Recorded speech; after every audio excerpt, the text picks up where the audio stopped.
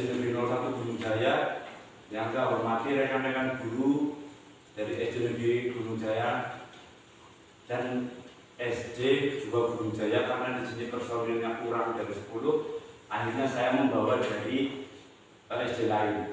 Pertama-tama marilah kita panjatkan puji syukur kehadirat Allah Subhanahu wa Ta'ala, yang mana pada hari ini kita bisa berkumpul menghadiri undangan saya, yaitu di acara diseminasi aksi nyata modul 4 dengan materi budaya positif. Yang kedua, sholawat serta salam tidak lupa untuk junjungan Nabi besar kita Muhammad SAW, yang akan kita nantikan syafaatnya nanti di yaumil qiyamah, amin. Yang pertama waktu saya perkenalkan, saya Iis Nuryanto dari SD Negeri 01 Gunung Jaya. Saya sedang melaksanakan pendidikan guru penggerak angkatan 11 dari Kabupaten Pemalang. Pada kesempatan kali ini saya akan memaparkan diseminasi modul 1.4, di mana yaitu ini nanti untuk mengisi aksi nyata saya di modul 1.4, karena di mana setiap modul 1 sampai dengan modul 1 sampai 1.1, 1.2, 3 dan 4 ada yang namanya aksi nyata semua. Nah, di mana kebetulan pada modul 1.4 ini adalah modul penutup dari modul 1, yang nantinya kami para guru penggerak akan berpindah ke modul 2, yaitu sama seperti ini juga dengan modul 2.1 dan sampai 2.4. Dan di sini salah satunya ada untuk melaksanakan diseminasi bersama dengan 10 rekan guru dari sekolah. Ini yang pertama, ya, di mana ini adalah filosofi pendidikan menurut Ki Hajar Dewantara. Apakah Bapak Ibu sudah mengetahui tentang pendidikan menurut Ki Hajar Dewantara semuanya? Dulu. Di mana pendidikan Ki Hajar Dewantara ini yang dimaksud itu adalah menuntun segala kekuatan kodrat yang ada pada anak-anak agar mereka dapat mencapai keselamatan dan kebahagiaan yang setinggi-tingginya, baik sebagai manusia maupun sebagai anggota masyarakat. Di mana di salah satu pendidikan ini, salah satunya yaitu di pendidikan dasar yang saya sedang laksanakan di SD, menurut Ki Hajar Dewantara ini, anak ini diibaratkan sebagai benih, di mana benih ini nanti akan kita semai, ya, ketika kita pupuk dengan baik, kita rawat dengan baik, dan nanti insya Allah hasilnya akan lebih baik. Begitu juga sebaliknya, ketika kita mendidik asal mendidik, tidak sesuai dengan kurikulum, tidak sesuai apa aturan dari pemerintah, itu nanti juga hasilnya akan masalah-masalah. Dimana di sini diharapkan setelah kita melaksanakan pendidikan, setelah anak tersebut itu bisa mengenyam pendidikan, setelahnya lulus dari sekolah, diharapkan bisa mencapai keselamatan dan kebahagiaan. Kebahagiaan di sini yang dimaksud adalah bahwa anak tersebut nantinya itu bisa berterjun di masyarakat, bisa berbaur, bisa melaksanakan apa yang sudah didapatkan dari sekolah. Ya. Kalau ketika di SD, dari tingkat SD itu setelah keluar dari SD itu bisa menyesuaikan dengan lingkungannya, di mana di situ yang sudah melanjutkan ke jenjang untuk lebih tinggi. Nah, di sini ya, Ki Hajar Dewantara berpesan, pendidikan adalah tempat persemaian benih-benih kebudayaan, di mana anak nantinya setelah lulus dari SD masih tertanam rasa cinta kebudayaan kita. Tidak begitu yang seperti sedang kita alami sekarang ini, banyak anak-anak itu sudah lupa akan budaya. Yang kedua, pendidikan dan kebudayaan adalah satu kesatuan yang utuh. Yang ketiga, kebudayaan yang dimaksud adalah sebuah peradaban, sebuah cita-cita yang ingin dibentuk sebagai sebuah bangsa, di mana di sekolah itu selalu ditanamkan, ya, bahwa kebudayaan ini adalah sebuah peradaban, sebuah cita-cita yang ingin dicapai oleh sekolah. Bagaimana tujuan sekolah ini supaya anak ini sesuai harapan ataupun cita-cita yang diharapkan oleh sekolah. Ya, ini adalah perubahan paradigma. Di sini perubahan paradigma saya mempunyai satu permainan. Bapak Ibu di sini ada A dan B, ya, yaitu Bapak Ibu dan teman sebelahnya. Nanti saya bagikan secari kertas. Kertas itu nanti ditulis, silahkan ditulis apa yang sangat berharga menurut Bapak Ibu, ataukah itu nama hewan peliharaan, ataukah nama anak, ataupun nama barang yang dimiliki. Nah, nanti tugas si A menulis di kertas dan kertas itu digenggam dengan erat.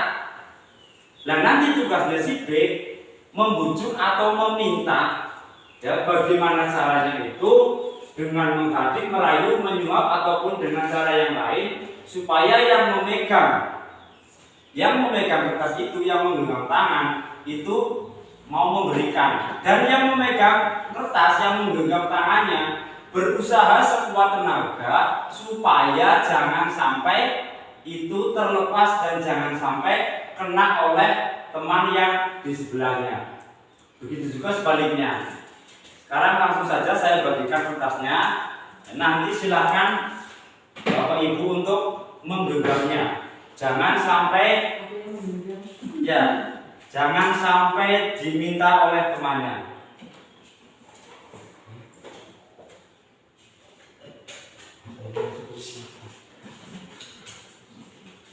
Ya, sambil santai nih Bapak Ibu. Ya, kita waktunya.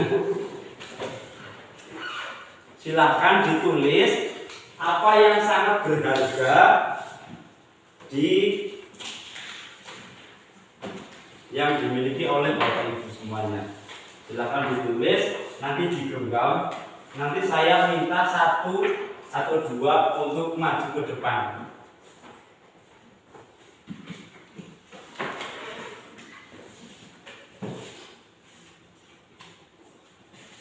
Setelah ditulis, silakan kertas itu diremas dan digenggam dengan erat. Nah, nanti yang sudah menulis silakan tentukan dari sebelah tempat duduk Bapak Ibu siapa yang akan menjadi A dan siapa yang akan menjadi B. Silakan ditentukan Bapak Ibu. Kanan A, yang kiri B. Yang kanan A, yang kiri B. Berarti nanti Pak Guru saya minta Pak Thohir untuk maju ke depan dengan Pak Hasanuddin untuk maju ke depan untuk memperagakan di mana itu perubahan yang namanya perubahan paradigma. Monggo Pak Hasanuddin dengan Pak Thohir untuk maju ke depan.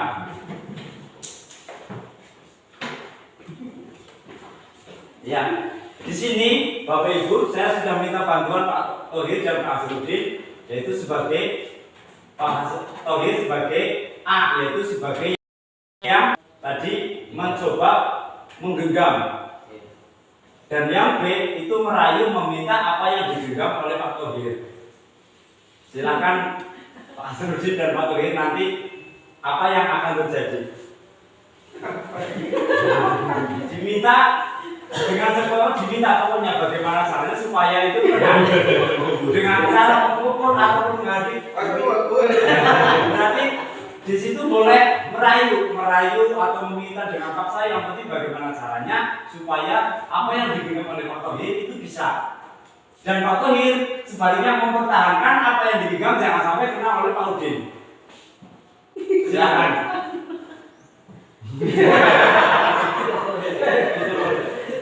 Rayu sekuat-kuatnya, dirayu, dan Pak Thohir mempertahankan bagaimana caranya jangan sampai.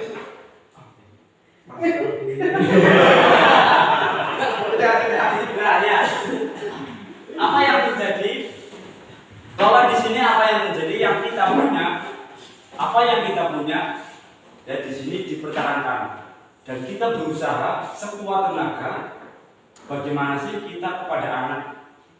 Apa yang anak punya, apa yang anak ada di situ kita gali potensinya.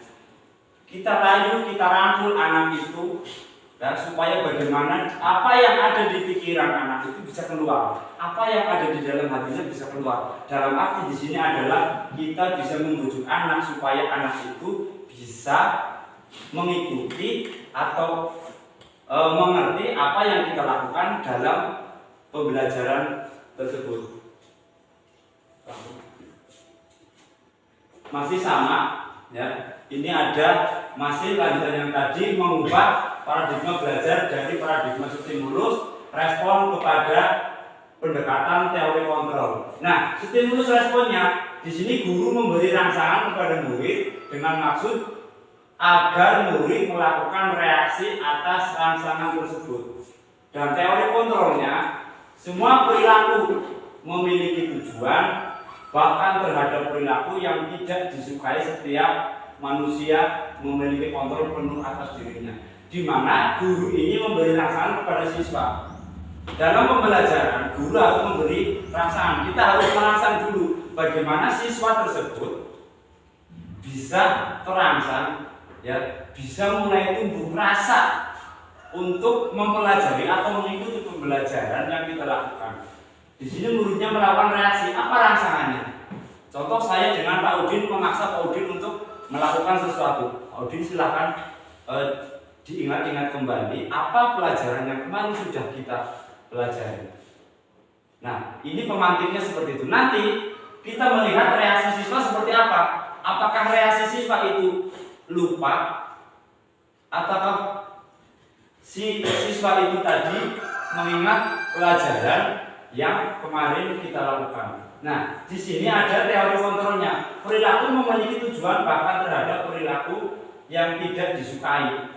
Setiap manusia memiliki kontrol penuh atas dirinya, di mana, ya, si siswa ini mempunyai kontrol diri. Dia bisa mengontrol dirinya dalam mengikuti pembelajaran. Ini adalah pengertian dari Dr. William Glasser. Dalam kontrol teori meluruskan beberapa miskonsepsi tentang makna kontrol. Nah, apa yang ada di pikiran Bapak Ibu kalau kita dengar kata-kata kontrol atau mengontrol? Kiranya apa Bapak Ibu? Yang ada dalam pikiran Bapak Ibu, kontrol itu apa? Kita harus mengecek dan mengendalikan. Nah, di sini ilusi guru mengontrol murid. Kita sebagai guru harus bisa mengontrol. Kita harus bisa mengecek murid, mengawasi murid. Bagaimana tindakan seorang murid ketika ada di kelas, ketika ada di sekolah. Yang kedua adalah ilusi bahwa semua penguatan positif efektif dan bermanfaat. Jadi kita bisa mengontrol apa yang ada di dalam murid itu bisa bermanfaat untuk kita semua, apa bisa bermanfaat yang buat kita di kelas.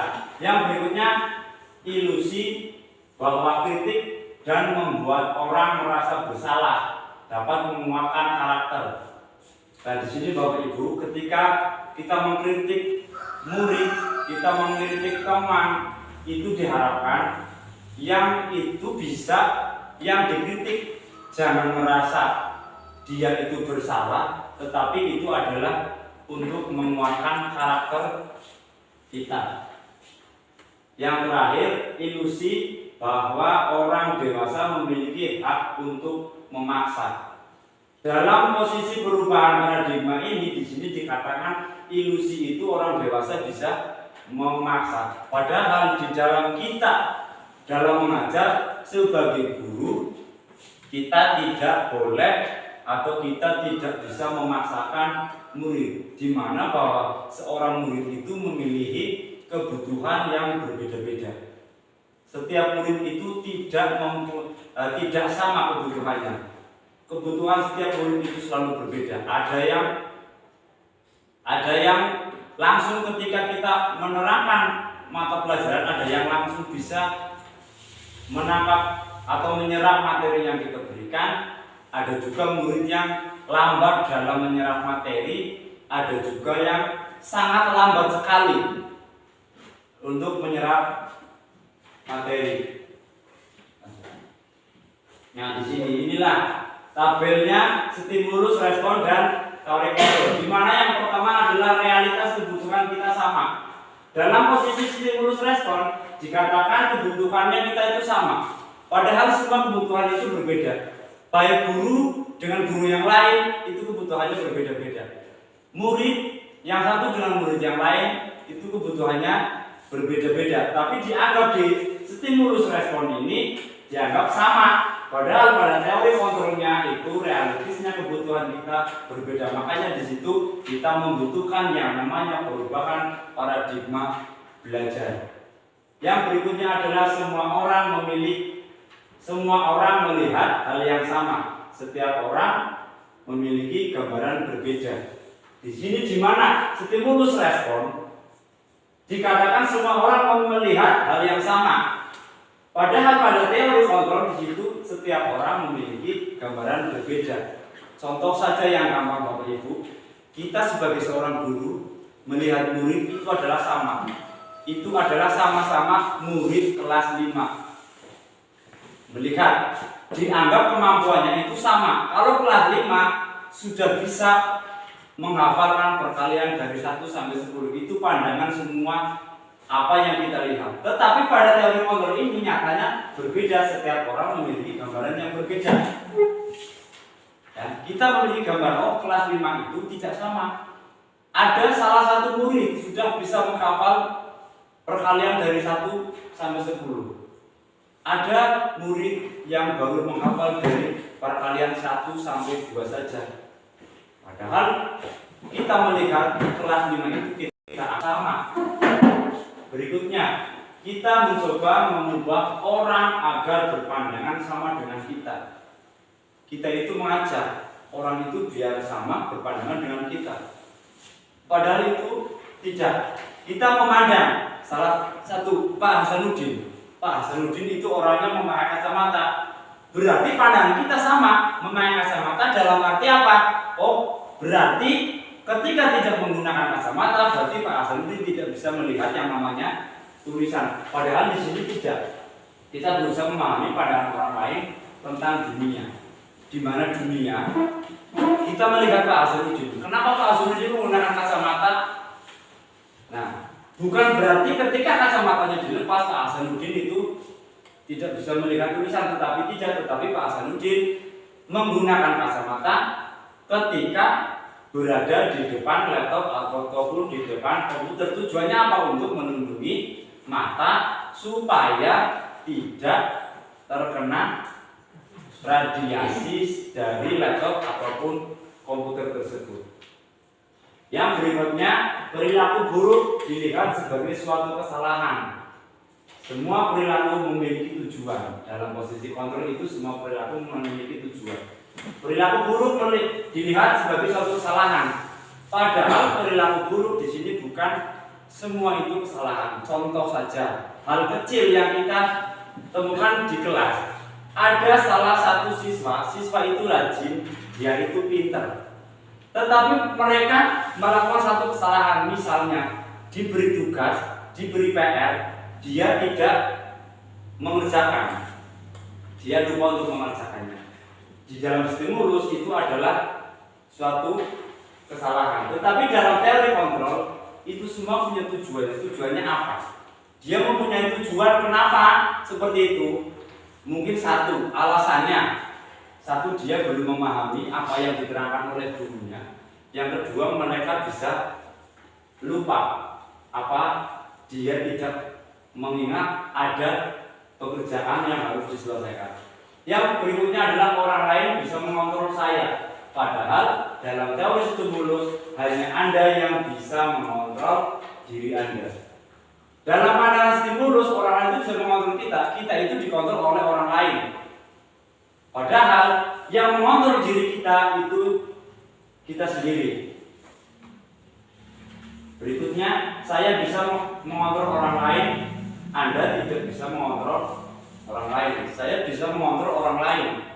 Contoh, saya bisa mengontrol teman guru saya. Padahal di situ saya tidak bisa mengontrol orang lain.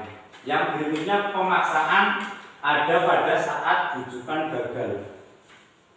dalam teori kontrol, kolaborasi dan konsensus menciptakan pilihan-pilihan baru, di mana pemaksaan adalah pada saat tujuan gagal. Kita memaksa ketika kita membujuk siswa itu gagal. Ketika kita memberikan tugas untuk dikerjakan oleh seorang siswa, siswa itu gagal. Dan saya sebagai seorang guru membujuk supaya siswa ini pintar. Bagaimana caranya? Kamu harus bisa mengerjakan apa yang ditugaskan oleh guru. Padahal di sini kolaborasi konsensus menciptakan pilihan baru. Tidak harus memaksa seorang siswa untuk menjadi pintar, tidak harus memaksa seorang siswa untuk menjadi bisa dalam mengerjakan tugas. Tetapi kita harus mengoreksi diri kita, bagaimana saya dalam menerangkan kepada siswa, bagaimana saya dalam memberikan materi kepada siswa, dan kita harus berkolaborasi dengan rekan sejawat. Kita bisa berkonsultasi dengan rekan guru ataupun bisa dengan kepala sekolah. Bagaimana caranya? Misalnya saya mengajar di kelas 5, tetapi ada sebagian murid ketika diajar oleh saya, ketika gurunya menerangkan, itu ada murid yang masih dalam arti di situ tidak serius dalam mendengarkan, tidak fokus. Dia masih suka mainan pensil, suka mencoret-coret meja. Nah, itu kita di sini harus memaksa si anak tersebut bisa mendengarkan apa yang kita paparkan di depan siswa. Di sini kita harus berkolaborasi, minta saran kepada rekan sejawat, caranya seperti apa? Kenapa kok siswa saya ketika saya menerangkan ada yang masih mainan pensil, coret-coret meja, kan seperti itu. Kita harus berkolaborasi dengan teman sejawat. Di situ kita akan menciptakan pilihan-pilihan yang baru. Kita akan menciptakan solusi-solusi yang baru. Solusinya bagaimana? Supaya anak tersebut tidak langsung seolah-olah mengabaikan apa yang diterangkan oleh guru. Yang terakhir ada model berpikir menang dan kalah. Dalam stimulus respon itu ada menang, ada kalah. Dan pada ini model yang teori kontrol ini modelnya hanya berpikir menang dan menang. Bagaimana caranya kita untuk menang? Bagaimana caranya kita untuk bisa menciptakan, kita bisa membuat siswa itu menjadi pandai, menjadi pintar. Jangan kita berpikir menang atau kalah di situ. Nah, setelah kita tadi masuk ke para perubahan paradigma, di sini kita mempunyai yang namanya disiplin positif. Nah, ini yang akan kita terapkan nanti. Kita bersama-sama bareng-bareng di SD kita. Baik saya dengan semua rekan guru di sini, kita akan mencoba, kita akan mulai beranjak untuk menerapkan yang namanya disiplin positif. Yang pertama, di situ ada tata tertib, ada kepatuhan, dan juga ada hukuman. Di mana Anda tidak bisa mengontrol orang lain, hanya Anda yang dapat mengontrol. Maknanya apa? Makna disiplin di sini diri dengan menggali potensi kita agar tercapai tujuan mulia, yaitu sesuatu menjadi seseorang yang kita inginkan berdasarkan nilai-nilai yang kita hargai. Ini adalah makna kedisiplinan, di mana kita harus mencapai tujuan yang mulia, sesuatu agar seorang berdasarkan nilai-nilai yang kita hargai, di mana kita harus mulai dari kita sendiri menerapkan kedisiplinan, walaupun di mana seringkali kita sering terlambat dalam masuk kelas untuk memulai pembelajaran. Kita akan mulai pelan-pelan, kita akan belajar untuk melaksanakan disiplin positif. Berikutnya, seseorang memiliki disiplin diri berarti mereka bisa bertanggung jawab. Nah, di mana kita harus bertanggung jawab, disiplin terhadap apa yang dilakukan, karena mereka mendasarkan tindakan mereka pada nilai-nilai kebijakan universal.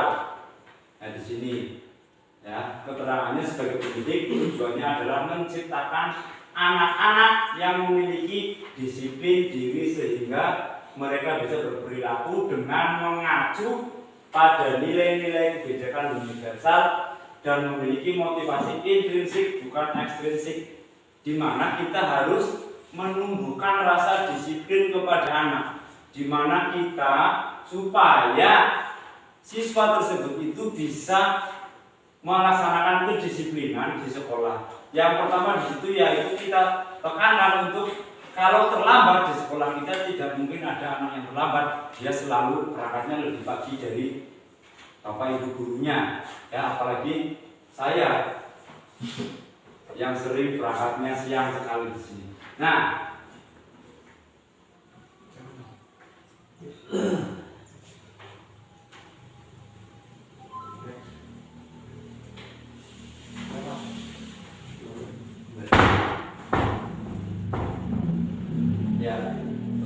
di mana kita bisa menumbuhkan ya nilai-nilai kebijakan dan memiliki motivasi intrinsik, di mana supaya siswa itu bisa memiliki motivasi itu bukan dari luar atau hanya sekedar melihat dari teman, melihat dari orang lain, tetapi bagaimana caranya supaya anak itu tumbuh rasa kedisiplinannya dari diri sendiri, dimulai dari dirinya, bukan melihat orang lain, bukan hanya ikut-ikutan. Yang lain kok kalau maju nyapu, kok saya harus ikut menyapu, bukan seperti itu. Tetapi bagaimana di situ tumbuh rasa untuk mencintai atau memiliki yang namanya rasa kebersihan, rasa memiliki sekolah, rasa mencintai sekolah. Berikutnya ini motivasi perilaku manusia, di mana ada pengertian salah satu yaitu Jan Gosen dalam bukunya ada Restructuring School Discipline menyatakan ada 3 motivasi perilaku manusia. Yang pertama itu ada motivasi eksternal. Motivasi eksternal itu adalah motivasi dari luar. Untuk menghindari ketidaknyamanan atau hukuman, apa yang akan terjadi apabila saya tidak melakukannya? Di sini apa yang akan terjadi? Nah, ketika kita tidak melakukan apa yang disebutkan tadi kedisiplinan, apa sih yang akan terjadi? Ketika kita tidak menerapkan kedisiplinan di sekolah, apa yang akan terjadi kepada sekolah kita?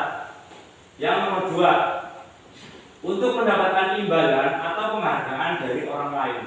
Apakah kita melakukan kedisiplinan, apakah kita berperilaku disiplin hanya semata-mata untuk mendapatkan penghargaan dari orang lain? Apakah hanya untuk mendapatkan pujian dari atasan kita ataupun kepala sekolah kita? Apakah kita ingin mendapatkan pujian dari murid dan yang lainnya? Nah, di sini pertanyaan, apa yang akan terjadi? Ya, saya melakukannya. Apa yang akan saya dapatkan apabila saya melakukannya? Ketika tadi dikatakan mendapatkan imbalan atau penghargaan dari orang lain, apa yang akan saya dapatkan apabila melakukannya? Ketika kita melakukannya, yang kita dapatkan adalah pujian dari atasan kita ataupun kepala sekolah kita. Nah, bagaimana caranya? Kita harus mulai dari diri kita sendiri. Yang ketiga, untuk menjadi orang yang mereka inginkan dan menghargai diri sendiri dengan nilai-nilai yang mereka percaya. Nah, akan menjadi orang yang seperti apabila saya melakukannya. Ketika motivasi timbul dari dalam diri kita, di situ muncul pertanyaan romantis, akan menjadi orang yang seperti apa jika saya ini melakukannya? Ketika kita sudah tumbuh, sudah ada rasa yang tumbuh dalam diri kita untuk melaksanakan kedisiplinan, kira-kira apa yang akan terjadi jika dilakukan di dalam sekolah? Yang pastinya akan berdampak positif kepada sekolah tersebut. Ini masih sama motivasi perilaku manusia. Di sini apa saja motivasi perilaku manusia? Motivasi ini ada apa saja? Tujuannya adalah dari disiplin positif adalah menanam motivasi yang ketiga pada murid-murid kita, yaitu untuk menjadi orang yang mereka inginkan dan menghargai diri sendiri dengan nilai-nilai yang mereka percaya.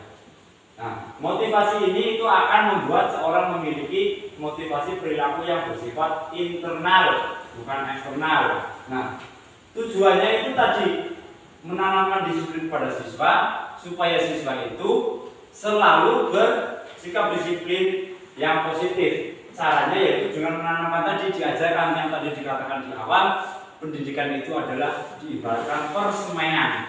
Bagaimana kita menyemai bibit-bibit tersebut, bagaimana kita memelihara bibit-bibit tersebut, bagaimana kita mendidik anak, mendidik siswa supaya tertanam, muncul dari diri internal kita, tertanam rasa kedisiplinan.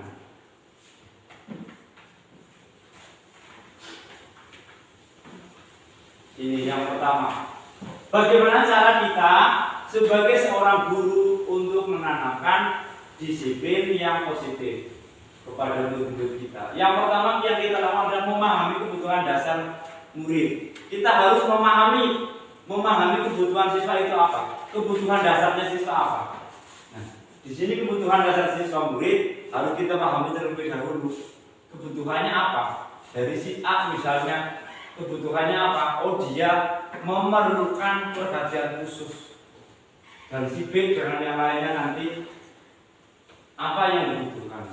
Yang kedua, posisi kontrol atau restitusi.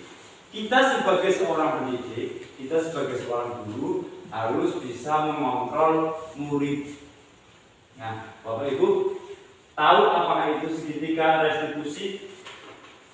Ya, nanti kita akan bahas di slide berikutnya itu tentang yang namanya restitusi. Yang ketiga adalah keyakinan kelas. Kita harus membuat keyakinan kelas, meyakinkan bagaimana itu di dalam kelas. Yang ketiga adalah yang keempat, segitiga restitusi. Nah, ini kita masuk ke kebutuhan dasar manusia, di mana yang pastinya kita sebagai seorang manusia, pastinya kita memiliki kebutuhan dasar. Kebutuhan dasar yang kita ketahui itu mesti yang pertama, dalam istilah Jawa kita sudah sering mira-miri mendengar kata itu, yaitu sandang, pangan, dan papan. Di mana kita sebagai seorang guru harus mempunyai pakaian yang rapi, dan itu dikatakan sandang. Sandang itu dalam bahasa Jawa sandangan atau pakaian yang kita pakai.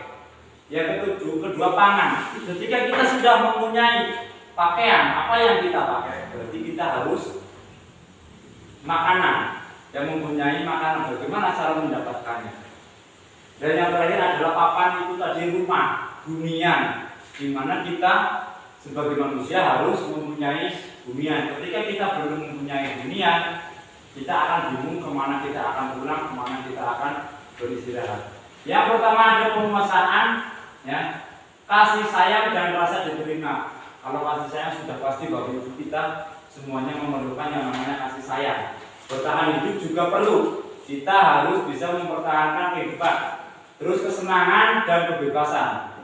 Ya, di mana kita membutuhkan kesenangan dan kebebasan, dan yang terakhir adalah penguasaan.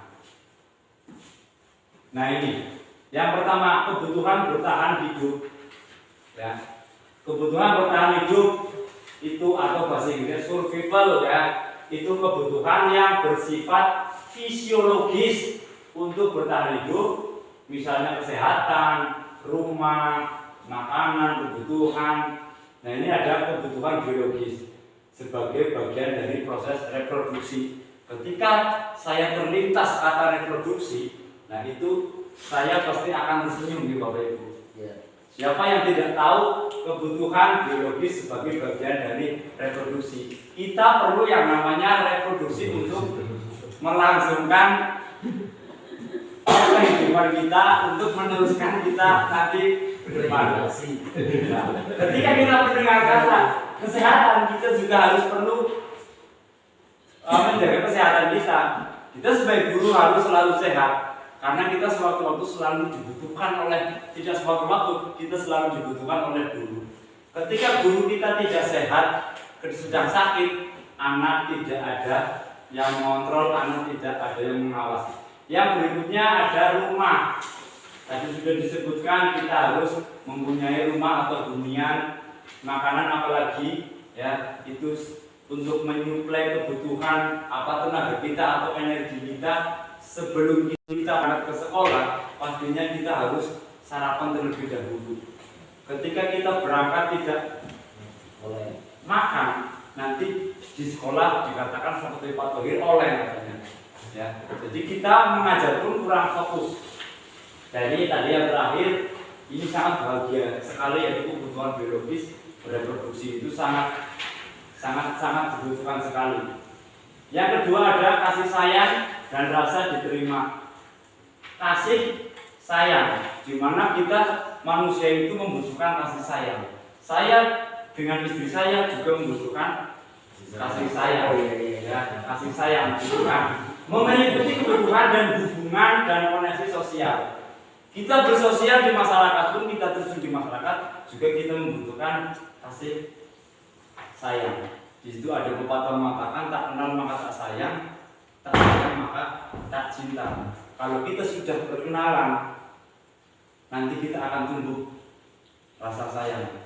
Ketika kita sudah tumbuh rasa sayang, nanti kita akan mencintai. Itu juga dengan dunia yang sedang kita geluti, yaitu di dunia pendidikan. Kalau kita belum mengenal yang namanya dunia pendidikan, kita tidak akan tumbuh rasa sayang dan mencintai apa itu sebagai seorang guru, di mana guru itu dipandang serba bisa. Guru itu dianggap oleh masyarakat itu orang nomor satu dan selalu dieluk-elukan, apalagi sekarang sudah menguasai IT dengan canggih. Ya, sekarang pembelajaran tidak hanya menggunakan model metode ceramah, tidak berpusat kepada guru saja, tapi sekarang pembelajaran kita kepada seorang murid itu sudah dialihkan kepada murid atau student center, bukan lagi yang namanya teacher center. Kita belajar dulu itu kita mengajar pusatnya hanya kepada guru, guru menerangkan, murid hanya mendengarkan. Dan sekarang kita harus mengeksplor siswa. Kita harus mengelompokkan siswa supaya siswa itu bisa aktif dalam pembelajaran. Yang ketiga, ini adalah penguasaan kebutuhan pengakuan atas kemampuan atau power. Kebutuhan ini meliputi keinginan untuk dianggap berharga, bisa membuat perbedaan, bisa membuat pencapaian kompeten, diakui, dihormati, dan keinginan untuk meninggalkan pengaruh. Nah, di mana di sini kita dianggap berharga, kita membuat perbedaan, kita membuat bisa. Kita harus bisa membuat sekolah kita itu berbeda dengan sekolah yang lain. Ya, contohnya di sini sekolah kita bisa dipandang bisa dengan kemarin apa yang sudah kita capai. Ya, walaupun kita berada di pedesaan, tetapi kita bisa mencapai apa tujuan kita, apa yang kita inginkan. Dan alhamdulillah kemarin kita bisa mencapai, ya, SD kita meraih juara 1, yaitu di kegiatan Jamran. Itu berkata kerjasama kita itu adalah suatu pencapaian kita, pencapaian yang kompeten. Yang keempat, kebebasan atau kebutuhan akan pilihan ataupun freedom, kebutuhan akan kemandirian otonomi, memiliki pilihan yang mampu mengendalikan arah hidup seseorang. Nah, kita harus bisa mandiri dalam dunia kita. Kemandirian kita itu tidak semata-mata kita menurut yang harus dilaksanakan, tetapi kita harus memberi atau mencari. Di sini dikatakan kemandirian, otonomi, berarti kita harus berusaha sendiri bagaimana kita akan meningkatkan kualitas kita sebagai seorang pendidik melalui berbagai cara. Sekarang sudah ada yang namanya webinar online. Di situ kita bisa menggali ilmu, kita di situ bisa mendapatkan ilmu supaya kita bervariasi dalam mengajar, tidak hanya itu saja dan tidak monoton. Bisa kita melakukan menggunakan proyek ataupun demonstrasi, sekarang tidak lagi menggunakan metode ceramah. Ini yang kelima, yang terakhir, yaitu kesenangan, kebutuhan merasa senang. Kebutuhan akan kesenangan adalah kebutuhan untuk mencari kesenangan bermain dan tertawa. Anak-anak dengan kebutuhan dasar kesenangan yang tinggi biasanya ingin menikmati apa yang dilakukan mereka jika bisa berkonsentrasi tinggi saat mengerjakan hal yang disenangi. Kebutuhan kesenangan ini untuk mencari kesenangan bermain dan tertawa. Anak-anak ketika diajak bermain pasti akan merasa senang. Nah, bagaimana kita mengkolaborasikan antara belajar dan bermain? Kita harus membuat siswa itu senang. Ketika dia ada di dalam kelas, dia tidak sedang merasa belajar dengan rasa ketakutannya, tetapi kita harus membuat siswa kita, kalau ada di kelas, kita merasa sedang bermain. Jadi di sini kita kolaborasikan belajar sambil bermain, bukan berarti bermain anak yang bermain kita biarkan saja. Walaupun di sini kita sudah menggunakan yang namanya kurikulum merdeka, tetapi kita masih tetap harus mempunyai yang namanya posisi kontrol tadi. Di mana anak bermain, biarkan dia bermain, berikan dia kebebasan, berikan dia kesenangan. Ketika anak tersebut sudah merasa senang, sudah merasa bebas, dia akan rileks dengan sendirinya bisa mengerjakan tugas yang diberikan oleh guru. Tetapi harus kita sebagai guru harus mempunyai kontrol, jangan lepas begitu saja. Walaupun merdeka jangan dibiarkan, tetapi kita harus mengontrol siswa. Ini adalah posisi kontrol. Yang pertama adalah penghukum. Nah, yang kedua ada membuat merasa bersalah. Jadi bagaimana kita itu harus membuat ketika siswa melakukan kesalahan, kita harus bisa membuat siswa itu merasa bersalah. Yang ketiga adalah teman. Guru itu bisa sebagai seorang teman. Dan yang keempat ada pemantau. Dan yang kelima sebagai manajer. Ya, ini kita bahas satu persatu. Yang pertama ada penghukum. Seorang penghukum bisa menggunakan hukuman fisik maupun verbal. Orang-orang yang menjalankan posisi penghukum senantiasa mengatakan bahwa sekolah memerlukan sistem atau alat yang dapat menekan murid-murid lebih dalam lagi. Di sini dikatakan sebagai penghukum kita membutuhkan hukuman fisik atau verbal. Yang dimaksud hukuman fisik atau verbal di sini, ketika salah satu contoh, ketika anak atau siswa datang terlambat, kita memberikan hukuman fisik, yaitu dengan berlari keliling lapangan ataupun halaman sekolah. Nah, di mana di sekolah ini memerlukan sistem atau alat yang dapat menekan murid-murid lebih dalam lagi. Di mana sekolah itu harus mempunyai peraturan. Ketika ada siswa yang datang terlambat, berarti kita sudah punya aturannya. Ketika datang terlambat harus mengelilingi halaman sekolah ataupun membersihkan halaman yang lain, itu seperti itu. Yang kedua adalah membuat merasa bersalah. Pada posisi ini biasanya guru akan bersuara lebih lembut. Membuat rasa bersalah akan menggunakan keheningan yang membuat orang lain merasa tidak nyaman, bersalah ataupun rendah hati.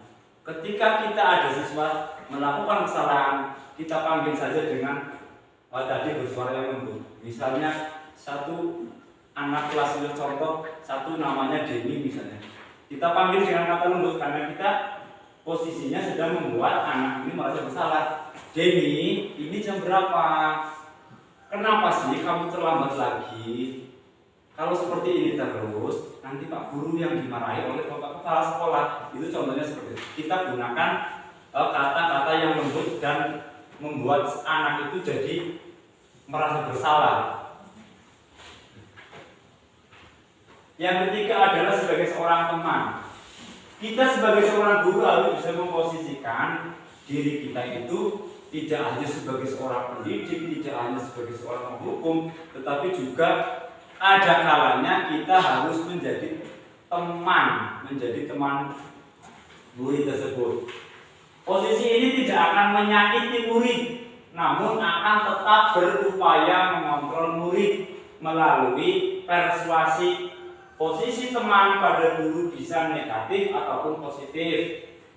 Positif di sini berupa hubungan baik yang terjalin antar guru dan murid. Hal negatif dari posisi teman adalah bila suatu saat guru tersebut tidak membantu, maka akan kecewa. Nah, di sini kita sebagai teman kita harus membuat siswa itu menganggap kita sebagai teman. Nah, nanti ketika yang negatif dari posisi teman adalah bila suatu saat guru tersebut tidak membantu, maka murid akan kecewa. Nah, contohnya ketika kita mengerjakan tugas, ada salah satu murid mengatakan, "Pak Guru, saya tidak bisa." Nah, kita sebagai seorang teman harus membantunya. Tetapi berdampaknya apa? Dampaknya ketika anak tersebut diberi soal yang sama dan tidak bisa mengerjakan, nanti di situ siswa tersebut akan merasa kecewa kepada kita. Kenapa? Oh, biasanya saya dikasih tahu, kenapa saya tidak dikasih tahu? Biasanya saya diajari yang seperti ini, kenapa sekarang saya tidak diajari seperti ini? Itu nanti akan berdampak seperti ini. Yang berikutnya adalah pemantau. Memantau berarti mengawasi.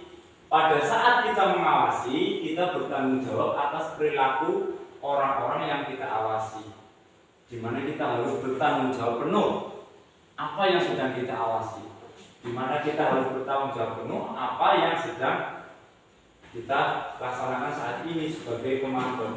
Posisi pemantau berdasarkan pada peraturan-peraturan dan konsekuensi. Kita mempunyai peraturan memantau siswa-siswanya, begitu juga dengan kepala sekolah mempunyai aturan-aturan tersendiri bagaimana memantau para guru, bagaimana mengecek para guru, karena mereka ini mempunyai peraturan untuk memantau atau mengeceknya.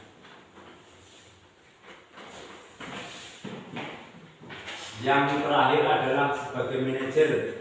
Ini posisi manajer adalah posisi di mana guru berbuat sesuatu bersama dengan murid, mempersilahkan murid mempertanggungjawabkan perilakunya, mendukung murid agar dapat menemukan solusi atas permasalahannya sendiri.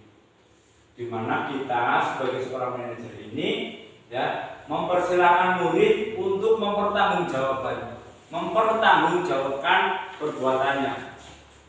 Ketika ada seorang murid melakukan kesalahan, kita memposisikan diri sebagai seorang manajer, di mana kita harus bisa membuat murid itu bisa bertanggung jawab, bisa mempertanggungjawabkan. Contohnya kita memberikan tugas kepada siswa tersebut lupa atau tidak mengerjakannya, berarti kita harus memposisikan diri sebagai seorang manajer, bagaimana siswa tersebut bisa mempertanggungjawabkan apa kesalahan yang telah dilakukan. Nah, pada posisi manajer ini murid diajak untuk menganalisis kebutuhan dirinya maupun kebutuhan orang lain.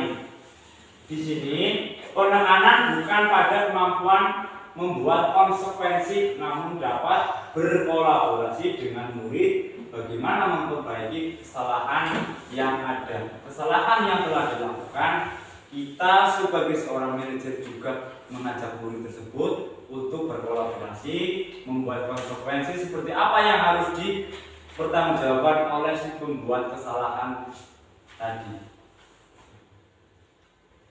Nah, ini kita akan melihat tayangan bagaimana penerapan posisi kontrol yang tadi kita bahas, seperti sebagai seorang teman, sebagai penghukum, sebagai seorang manajer.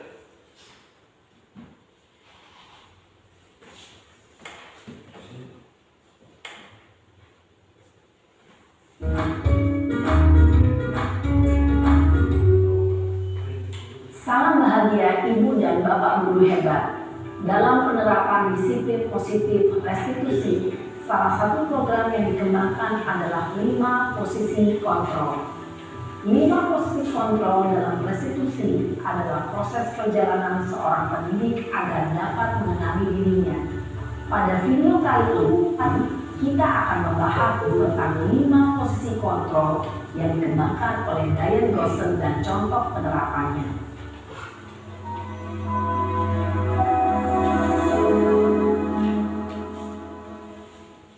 5 posisi kontrol.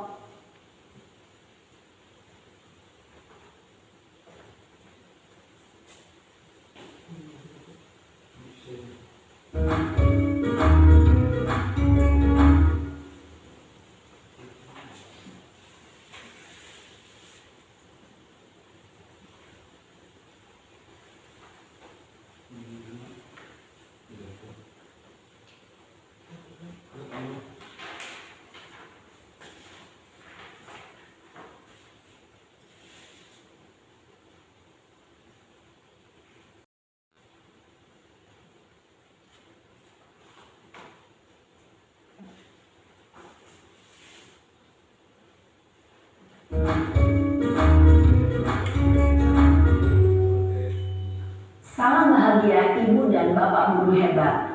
Dalam penerapan disiplin positif restitusi, salah satu program yang dikembangkan adalah 5 posisi kontrol.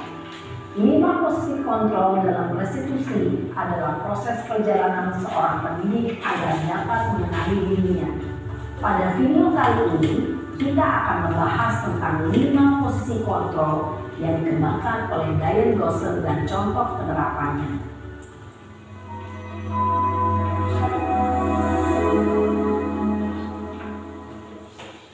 5 posisi kontrol itu adalah 1. Posisi penghukum, 2. Posisi pembuat merasa bersalah, 3. Posisi teman, 4. Posisi pemantau atau monitor, dan 5. Posisi manajer. Untuk lebih memahami kelima posisi tersebut, mari kita saksikan kasus Naren yang terlambat hadir 20 menit di sekolah dan melihat bagaimana kelima posisi kontrol dalam menghadapi masalah tersebut.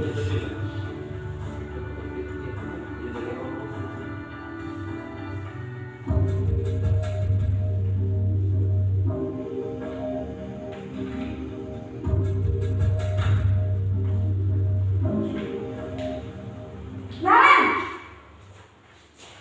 sini kamu. Selamat pagi, Bu. Selalu terlambat. Kamu deh, pasti terlambat. Maaf, Bu. Saya Apa? Apa coba? Kamu apa lagi? Kapan sih kamu tidak terlambat? Malas sekali ya kamu jadi anak. saya Dasar pemalas. Gak kapok-kapok sih kamu. Sudah berapa kali terlambat? Sana, kamu keliling lapangan basket 2 kali. kenapa saya harus beli lapangan basket, Bu? Kenapa? Kamu melawan ibu? Berani-beraninya jawab. Sudah terlambat, masih berani jawab pula. Sekarang, keliling lapangan basket 5 kali sekalian. Biar kapok. Cepat. Pergi sana ke lapangan basket. Posisi penghukum biasanya berbicara dengan nada tinggi, menghardik, menunjuk-nunjuk, menyakiti, dan menyindir. Hukuman bisa maupun psikis. Ibu dan Bapak Guru hebat. Dampak yang terjadi pada murid ketika guru berada pada posisi penghukum adalah murid cenderung akan memberontak, bahkan menyimpan dendam.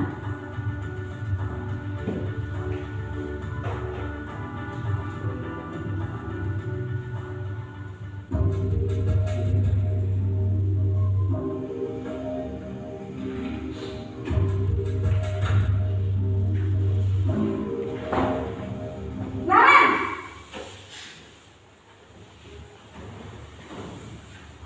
Selamat pagi, Bu. Naren. Kamu kenapa terlambat lagi, nak? Ya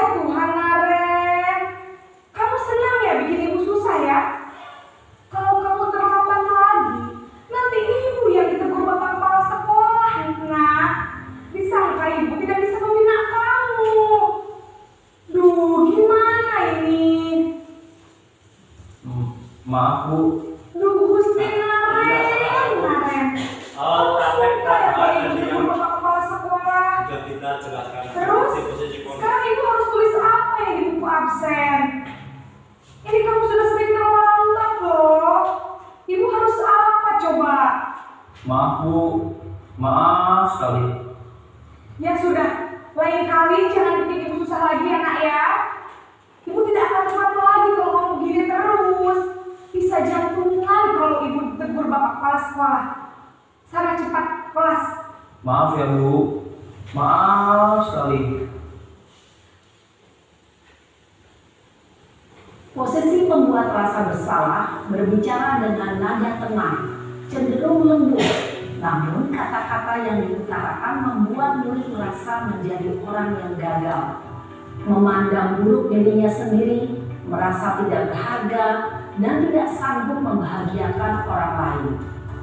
Ketika guru mengambil posisi pembuat rasa bersalah, murid akan menganggap dirinya yang bersalah dan ia akan menyimpan emosi negatif tersebut di dalam dirinya.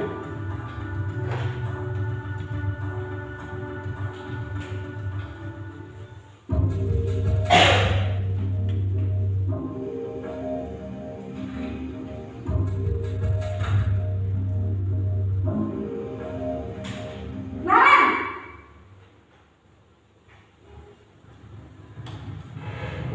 Selamat pagi Bu. wah sudah jam berapa ini nak? Terlambat lagi ya sayang. Iya Bu. Habis ibu saya lupa bangunkan saya Bu. Kamu malah menyalahkan ibu kamu. Kamu bukannya anak yang larinya paling kencang. Kok terlambat sih?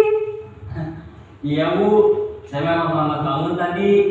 Jadi biarpun saya lari kencang, tetap gak kekejar Bu. Ya sudah sana. Nanti lain kali larinya lebih kencang lagi ya. Biar gak terlambat lagi. Bikin seneng ibu. Demi ibu. Bisa kan? Bisa lah Bu. Ya sudah sana masuk kelas. Ibu beresin urusan absen kamu. Kamu ini ada-ada saja. Dalam posisi teman, guru berbicara dengan nada suara ramah, akrab, cenderung bersenda gurau untuk menjaga suasana tetap santai.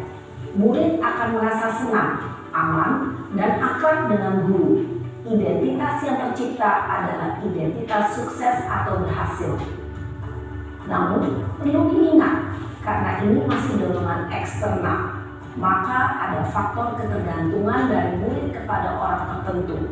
Di sini guru absennya, sehingga di lain waktu murid bisa berperilaku baik, namun hanya kepada orang-orang tertentu saja.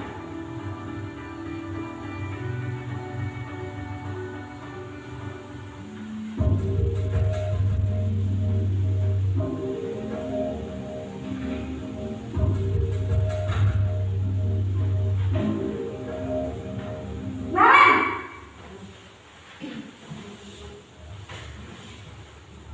Selamat pagi Bu.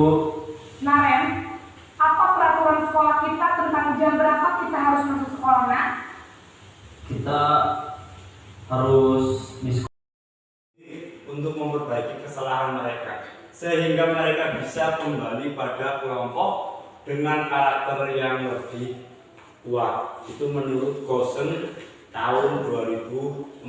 Nah, di mana restitusi itu merupakan proses kolaborasi yang mengajarkan murid untuk mencari solusi untuk membantu murid berpikir tentang orang seperti apa yang mereka inginkan. Dan berikutnya, restitusi membuat murid menjadi lebih memiliki tujuan disiplin dan memulihkan dirinya setelah membuat salah. Di mana setelah membuat kesalahan itu diharapkan murid bisa memulihkan dirinya setelah berbuat kesalahan. Nah, ini ciri-cirinya. Ciri-ciri segitiga restitusi. Ya, yang pertama ada restitusi bukanlah menebus kesalahan, namun belajar dari kesalahan. Di mana restitusi itu bukan suatu perbuatan untuk menebus kesalahan, tetapi untuk belajar dari kesalahan. Maka kita harus belajar dari kesalahan tersebut. Kesalahan apa yang sudah kita lakukan, maka dari itu kita harus memperbaikinya. Yang kedua adalah restitusi, memperbaiki hubungan. Yang ketiga, restitusi adalah tawaran bukan paksaan. Di mana restitusi di sini kita membuat keyakinan kelas itu tidak harus memaksa, tetapi ditawarkan kepada semua siswa, ditawarkan kepada semua warga sekolah. Yang berikutnya, restitusi menentukan untuk melihat ke dalam diri. Restitusi mencari kebutuhan dasar yang mendasari tindakan. Nah, ini sisinya. Dan yang pertama, kita melangkah. Langkah yang pertama adalah menstabilkan identitas. Yang teori kontrolnya, kita semua akan melakukan hal terbaik yang bisa kita lakukan. Dan yang kedua, validasi tindakan yang salah. Semua perilaku memiliki alasan. Dan langkah yang ketiga adalah menanyakan keyakinan. Kita semua memiliki motivasi internal. Nah, ini salah satunya adalah segitiga restitusi, di mana langkah awal kita harus menstabilkan identitas, yaitu dengan cara setiap orang pernah melakukan kesalahan. Kamu bukan suatu-satunya orang yang melakukan kesalahan. Dan langkah yang kedua adalah memvalidasi tindakan yang salah. Kamu tentu punya alasan mengapa melakukan itu. Adakah cara yang lebih efektif untuk mendapatkan yang kamu butuhkan? Dan langkah yang ketiga yaitu keyakinan kelas apa yang telah disepakati, yaitu dalam langkah menanyakan keyakinan. Dan kamu ingin menjadi orang yang seperti apa? Nah, ya, ini berikutnya adalah menstabilkan kelas. Yang pertama, kita membuat salah satu salah itu tidak apa-apa. Melakukan kesalahan itu sudah wajar, itu tidak apa-apa dan tidak. Yang berikutnya, tidak ada manusia yang sempurna di dunia ini. Semua manusia pasti melakukan kesalahan. Tidak ada manusia yang sempurna tanpa salah. Semua manusia itu melakukan kesalahan pastinya. Yang berikutnya, saya juga pernah melakukan kesalahan seperti itu. Kita bisa menyelesaikannya. Yang berikutnya itu semua orang itu pernah melakukan kesalahan. Tetapi dalam melakukan kesalahan itu, di mana kita harus bisa menyelesaikan. Ya. Yang berikutnya, Bapak Ibu tidak tertarik mencari siapa yang salah, tapi Bapak Ibu ingin mencari solusi dari permasalahan. Di mana kita itu tidak mencari siapa yang salah, siapa yang benar, tetapi di sini kita harus mencari solusinya, bukan mencari siapa yang salah dan menghakiminya, tetapi tidak. Yang berikutnya, kamu berhak merasa begitu. Yang terakhir, apakah kamu sudah menjadi teman yang baik buat dirimu sendiri? Berikutnya, nah, ini adalah memvalidasi. Padahal kamu bisa melakukan hal lebih buruk dari ini. Nah, kita menanyakan kepada anak, padahal kamu atau memberi keyakinan kamu bisa melakukan hal yang buruk seperti ini. Yang berikutnya, kamu pasti punya alasan mengapa kamu melakukannya. Alasan apa? Alasan yang seperti apa? Oh, kenapa kamu bisa seperti ini? Kenapa kamu bisa melakukan hal yang seperti itu? Berikutnya, kamu patut bangga kepada dirimu sendiri karena kamu telah melindungi sesuatu yang penting buat kamu. Dan yang terakhir, kamu boleh mempertahankan sikap itu, tapi kamu harus menambah sikap yang baru. Berikutnya, lanjut. Nah, ini yang terakhir adalah menanyakan keyakinan. Apa yang kita percaya sebagai kelas atau keluarga? Apa nilai-nilai umum yang kita telah sepakati, dan nilai-nilai umum apa sih yang sudah kita sepakati di dalam kelas? Nilai-nilai yang seperti apa sih yang sudah kita sepakati? Yang berikutnya, apa bayangan kita tentang kelas yang ideal? Kita membayangkan kelas yang ideal itu kelas yang seperti apa sih? Dimana saya itu membayangkan nanti setelah lulus pendidikan ini kelas saya itu akan menjadi kelas yang ceria, kelas yang ramah kepada siswanya, dan kelas yang selalu tersenyum dengan bahagia. Yang berikutnya adalah akan seperti apa jika kamu seperti itu, dan yang terakhir apa yang akan kamu lakukan untuk mencapainya selanjutnya. Nah, sudah selesai pemaparan dari saya. Terima kasih atas waktunya kepada Bapak Ibu yang sudah meluangkan waktunya untuk saya untuk mendengarkan presentasi saya, di mana ini adalah merupakan suatu tugas kami sebagai guru penggerak, yaitu dengan mempresentasikan tentang disiplin positif. Sekian dari saya ucapkan terima kasih. Wassalamualaikum warahmatullahi wabarakatuh.